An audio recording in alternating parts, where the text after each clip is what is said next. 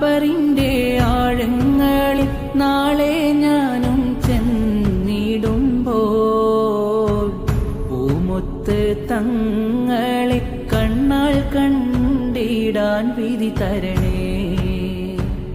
റൗലയിലേക്കൻ ഖബറിൻ വാതിൽ തുറന്നിടണേ.